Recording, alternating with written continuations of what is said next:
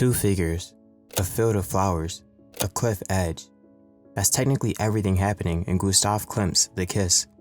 No myth, no battle, no historical event, nobody we can even confirm the identity of. And yet, for over a century, it's been called the most romantic painting ever made, reproduced more than almost any other image in art history, printed thousands of times.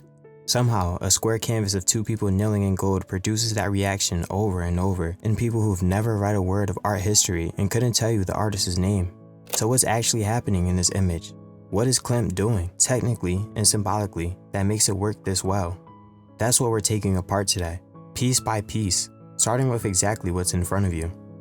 The canvas is a perfect square, 180 centimeters by 180 centimeters, oil and gold leaf, painted across 1907 and 1908.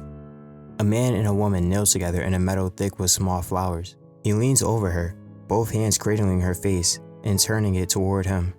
Her head tilts back at an angle that would be uncomfortable if it didn't read so clearly as rapture. Her hands curl loosely around his, not gripping, not pulling away, just resting there. The square format itself is worth noticing. Most paintings from this period are rectangular, oriented like a window onto a wider world, implying a landscape that continues past the frame. A square gives you no sense of what's happening outside it. There's no beyond implied.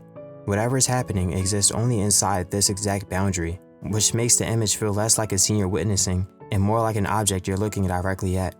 And beneath them both, easy to miss on a first look, the meadow simply ends. Her toes curl over the edge of a drop. They aren't kneeling on solid, endless ground. They're at the edge of something, and the painting never tells you what's beyond it. This is the high point of what art historians call Klimt's golden period. In 1903, Klimt traveled twice to Ravenna, Italy, and stood inside the Basilica of San Vitale, looking up at 6th century Byzantine mosaics, flat gold walls covered in saints and emperors with no shadow, no depth, no real physical space behind them. Those figures don't occupy a room. They float against pure gold, elevated out of ordinary space entirely. Klimt brought that technique home and adopted it for oil painting, combining paint with actual gold leaf, silver, and platinum applied directly onto the canvas. There's a personal layer too.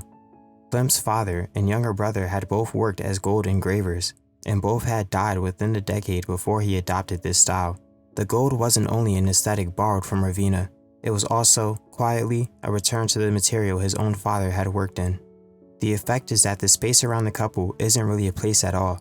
No room, no visible landscape, no horizon to judge distance by. The gold simply absorbs everything around them, the same way it absorbs the space around a Byzantine saint. Klimt is taking a technique built to signal this figure is holy, elevated beyond ordinary life, and pointing it at two anonymous people in a field. Look closely at the robes, and you'll notice they're doing two different jobs. His robe is covered in black and white rectangles, hard-edged, geometric, repetitive. Hers is covered in circles and small flowers, soft, curved, organic. This wasn't accidental.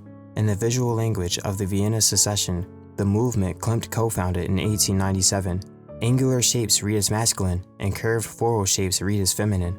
Before you even register the embrace itself, Klimt has dressed the two figures in opposing visual languages, then fused them into a single golden shape where pattern is the only thing separating one body from the other. Then, there's the imbalance in how much of each person we actually see. Her face, collarbone, arms, and bare feet are all fully rendered and exposed. His face is turned away entirely. We see the back of his head, maybe his jaw. Structurally, he's reduced to hands and posture. She's reduced to expression and skin. Some readings call this romantic surrender, others call it something closer to erasure. One person fully present, the other reduced almost to an apparatus. Klimt never resolved which one it is, and it's worth sitting with that, rather than smoothing it over into pure romance. And the ground they're kneeling on isn't really ground. It's easy to miss this because the gold makes everything feel weightless, as if gravity doesn't apply. But this couple is not safe. They're at the literal edge of a solid earth, wrapped within flowers that will wilt within days, rendered in a metal that doesn't tarnish.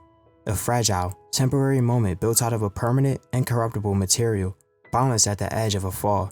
That contrast is doing a lot of the emotional work here, whether or not you consciously register it while standing in front of it. There's also a question of who these two people actually are. Many art historians believe the woman is Emilia Flugel, a fashion designer, business partner, and one relationship in Klimt's famously chaotic personal life that lasted in some form until his death. Under that reading, the man is Klimt himself. It's a tempting interpretation, but Klimt denied ever painting a self-portrait, reportedly saying that people would simply have to do without one, and that this wasn't something to regret. So the Klimt and Flugel reading is tradition, repeated often enough to feel like fact, not something Klimt ever confirmed. It's worth putting this painting briefly next to another famous work sharing this title. Auguste Rodin's marble sculpture, The Kiss, finished around 25 years earlier. Rodin's couple was carved from stone, physically entangled, muscle and weight and skin rendered with almost uncomfortable realism. You can see the give of flesh under fingers. Klimt's couple is the opposite approach entirely. Where Rodin gives you bodies, Klimt gives you pattern. Where Rodin's materials make the moment feel heavy and physical, Klimt's gold makes it feel weightless and eternal, closer to a religious vision than two people actually touching. Same title, same basic subject, and almost opposite conclusions about what intimacy looks like once you render it in art. Here's the thing that makes The Kiss function the way it does. Almost nothing in it is fixed. We don't know who these two people are. Klimt never confirmed it, and the gold deliberately dissolves any individual features that might pin the identification down. We don't know if her expression is ecstasy or surrender. We don't know if the cliff is a threat or simply where the flowers happen to stop.